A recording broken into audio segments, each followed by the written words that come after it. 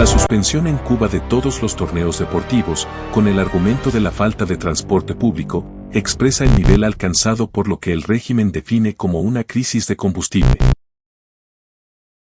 El gobierno argumenta dificultades financieras para comprar petróleo, debido a las sanciones comerciales que Estados Unidos impuso como respuesta a la expropiación de bienes de estadounidenses, sin la debida compensación, ordenada por Fidel Castro. Pero el análisis de las importaciones de la isla arroja dudas sobre la explicación oficial. Según el servicio especializado británico Thomson Reuters indica que Cuba está recibiendo más combustible de los 125.000 barriles diarios que requiere. La investigación utiliza datos oficiales según los cuales la producción nacional de petróleo es de unos 40.000 barriles diarios, mientras recibe 56.000 barriles diarios de Venezuela, según el monitoreo de buques y documentos de la Compañía Estatal de Petróleo del país sudamericano. Además, desde el año pasado México suministra unos 23.000 barriles de petróleo por día, a lo que se sumó en los últimos meses 10.000 barriles diarios de diésel, gas de cocina, gasolina y combustible para aviones. En total la isla recibe unos 129.000 barriles diarios de petróleo, unos 4.000 barriles por encima de las necesidades. Expertos independientes apuntan a dos posibles causas de la escasez de combustible en Cuba, como son problemas de logística y reexportación de petróleo, o ambas combinadas.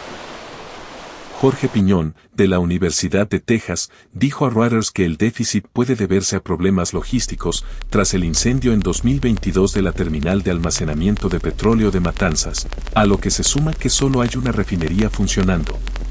La segunda explicación, o la complementaria, es que el régimen está reexportando el petróleo que no puede procesar. Una sospecha alimentada por reportes de periodistas independientes y fotos que indican barcos petroleros saliendo cargados de la isla.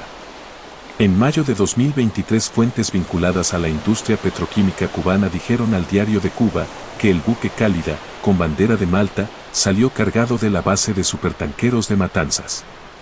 Un dato curioso es que, aunque las autoridades culpan de la crisis al embargo de Estados Unidos, el barco llegó a la isla desde Corpus Christi, un puerto estadounidense.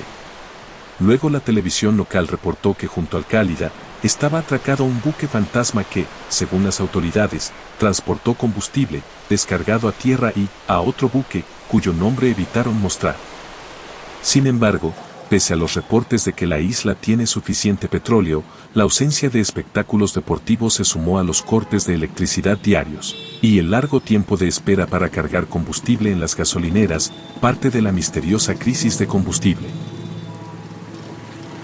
Para mantenerte al tanto de este tema y otros que no difunde la prensa oficial cubana, suscríbete al canal y apoya con un like y tus comentarios nuestro proyecto de información.